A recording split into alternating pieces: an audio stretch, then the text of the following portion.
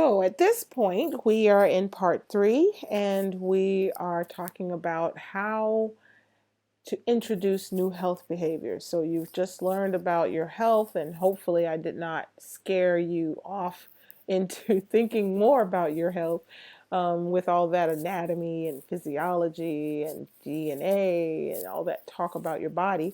But the point is, the more you learn and the more you come to accept about um, how you must take care of your heart and your blood vessels, and you must watch what you eat, and you must be active, then we need to talk about realistically what it's going to take to help you introduce and increase um, a newer, healthier lifestyle. So I'll start with the idea that we're going to talk about how to cope and how to heal.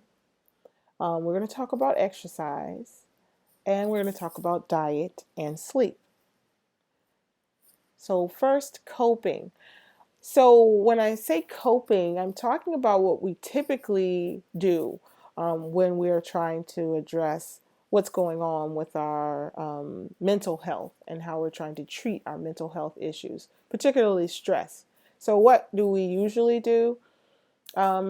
We usually go to the fight response, the flight response, or the freeze response. Now, when we do fight, flight, or freeze, we're basically preparing to either protect ourselves from an enemy or run away from an enemy or a stressor, or we don't know what to do, whether to run or whether to stay and fight, or so we freeze like a deer in the headlights. We can't really figure out exactly what to do. We become so overwhelmed and we do nothing. All right. So coping typically involves movement. So when we try to find a solution to our problems, I like to pull us back to what we typically do in a stress response, but in a healthier way. So fight is usually about movement. So that's why the blood is pumping faster, and the blood is pumping with more volume in your blood system and trying to send you more blood supply, because it's trying to make sure that if you're going to fight, that you have the blood supply you need to be able to fight. Okay. So why not take the movement that you would do if you were going to fight and translate that into movement that you would do to be more active? Okay. Your body's already preparing you for that by sending you more blood supply and pumping your heart faster. So you should try to work to match that increased heart rate, okay? Because when you're working out or exercising in your target heart rate zone, you're actually beginning to experience a great benefit to your health. So, if you're already stressed, then a good way to deal with it is to move, okay? So, to physically move. Another way is to distract yourself. So one can cope with things by distracting, and that mimics the flight response when you're actually running away from your problems. Okay. And by distraction, I don't mean to really literally run away from your problems, but I do mean that there are things you can do to take your mind off of the issue at hand. Okay. Sometimes that includes writing in a journal. You can write about the very issue that is bothering you, okay? And it allows you to step away from the issue, and you don't have to fight, but you can have an opportunity to be away from the issue, okay? So sometimes distraction includes just listening to music or playing a game or watching TV, okay? So you don't always have to do something that actually makes you continue to think of the thing that's stressing you, like journaling might, although journaling can be a distraction in and of itself. Another idea for coping with mental health stuff that may be happening is to mimic the freeze response and just do nothing. Seek rest. Okay, sleep. All right. Sometimes sleeping is a reaction to being overwhelmed. And depressed people are doing this when they find themselves sleeping a lot. They're just really finding a way to cope with their problems. Okay. But when you're doing it healthily, you're actually asking your body to, or you're giving your body an opportunity to rest. Okay. To seek out the rest that's needed in order to rejuvenate, respond, and be ready to react to the next day's stressors. Okay, so seeking rest is an important piece of coping. All right. And then we talk about substances, and we have all different types of substances that include um, substances that your body normally gives off, these drugs that hormones that your body gives off to help you when you're dealing with a stress. Like I didn't mention this, but besides cortisol, which is a hormone, a stress hormone, the body's also during the stress response giving off epinephrine or adrenaline. You know, those are things that help you to be in the right mindset to deal with. It helps you bring clarity to your thoughts and helps you to open up your mind and figure out a solution to your problems. All right. But sometimes people will substitute the substances that your body naturally gives you for other substances, like alcohol. And what does alcohol do? It helps you sleep. Alcohol, well, not for the long term, but alcohol often will be considered a sedative. But alcohol also helps you to alter your personality so that you can be more of what you might want to be in order to deal with your problems. Some people call it liquid courage because it gives them the ability to use that fight response a little bit better. Okay, so whatever the case is, when you're using substances, you have to be aware that you're trying to mimic your brain's chemistry, that you're trying to offer your brain some type of help for its current state of affairs, for its current stressors. So you have to be thinking at all times that you want to respond healthily, that you have options for how to respond, and that when you're coping, you don't want to just do what you have to do to get by. So you don't want to fall into using substances that are harmful to the body, substances that cause those other parts of the stress response to get out of whack. So you want to be thoughtful about that. Healing.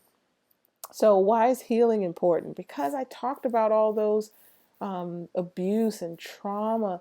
When you're talking about abuse and history of trauma and a history of being put upon or having a second class citizenship or having bias against you, then you require healing. You require tender loving care. So it is important to know how to heal yourself, how to seek healing, and how to really think about what it takes for your body to restore health. Okay, heal, HEAL, is a part of the word health, HEALTH, for a reason. Okay, healing is what's going to take you towards health. Okay, and healing is not always just a physical healing.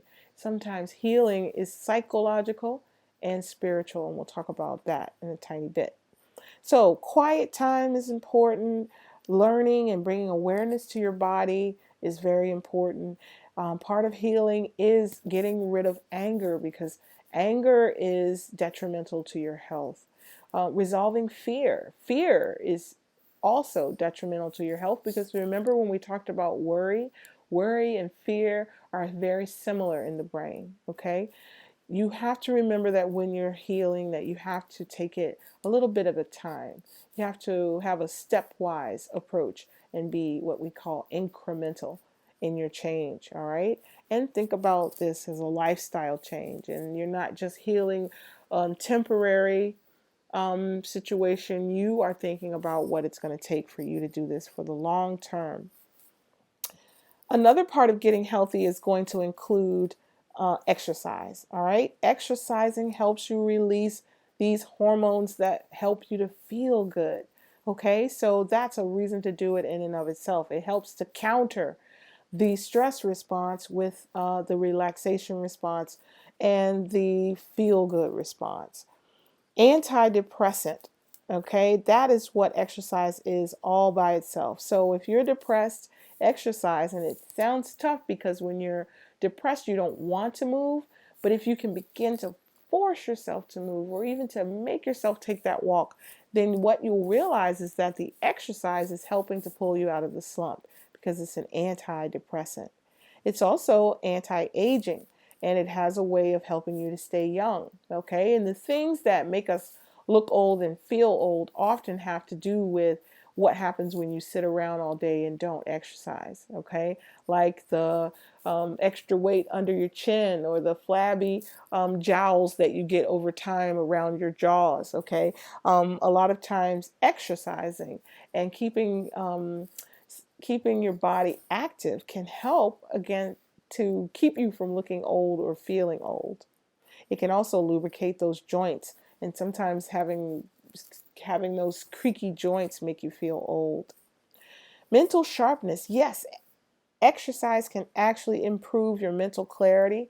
Why? Because it stimulates the part of your stress, the opposite of your stress response. And you remember, when you're in stress too long, your brain gets cloudy and you get foggy in your thinking, and you find it hard to pull together your thoughts, and it messes with your cognitive abilities.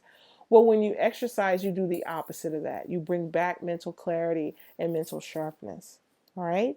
Remember that you can exercise for just 10 minutes at a minimum and get a benefit, especially if you can do that 3 times a day. All right. So your target is 150 minutes of exercise per week. 150 minutes. That's about 50 minutes for 3 days a week. Or it could be 5 30-minute days, all right? But it has to be 150 minutes, and you have to do it for at least 10 minutes each time. Or you can do 75 minutes of vigorous activity, all right? And vigorous activity is going to be that activity that has you in that upper heart rate target zone. And we can talk more about that if you're interested in vigorous. But most of us involved in this study probably would benefit from the lower level activities at this point. We'll work our way up to a more vigorous activity level as we go further in our lifestyle change. But walking is a wonderful idea. Walking is social, and walking is what we are meant to do as human beings, standing on 2 feet. So if we walk, then we can retrain our bodies to be healthy and active. Diet. Diet is a very important piece of this puzzle, because diet is what puts us at risk for high cholesterol, high triglycerides, the salt tolerance that I talked about before, and with hypertension and type 2 diabetes. So with diet, we need to learn how to eat less food, but to enjoy the food that we eat. Okay. And like I mentioned before, nutrition and emotions, or what we eat and why we eat, are so closely connected. So we have to think about ways to enjoy eating and enjoy the food itself without increasing the amounts of food that we take in. Okay, so that may be preparing the food in a different type of way, or slow down the eating process so that we can savor every bite. But we have to find ways to enjoy our food so that we can actually eat less of it while improving or increasing the enjoyment of it, not just mindlessly eating. So I mentioned the portions, or if I didn't mention them before, we have a problem in America with eating portions that are way too large.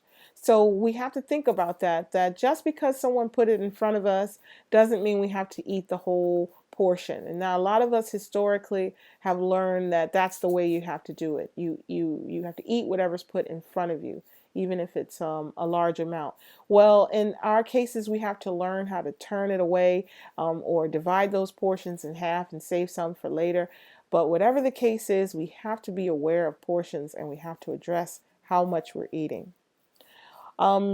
We have this concept of the half plate. All right, and I want you to go to myplate.org for more information about that. I'd be glad to put the link on this website or below in the comments section if you want more information about ways to eat and how to set up your plate. All right, you can have many options there, like the fat-free or the low-fat milk, so that you can still get what you need, the nutrients in your diet, without having to have so many calories and so much of that fat. All right, you have to think about sodium, because sodium, which is also salt, for those of you who do not know that salt and sodium are the same, You have to think about the sodium you put in your body, because as an African American person, it is highly likely that you have a low salt tolerance. And think about drinking water versus those sugary drinks. We love the sugary drinks, all the way from Kool-Aid to soda to sweet tea, but those sugary drinks are really giving you all of these needless, unnecessary extra calories and that excess sugar that we were talking about before. So think more about having water, and water will help your blood to be less thick. When we were talking before about having thick blood or hypercoagulated blood, so water would help with that as well.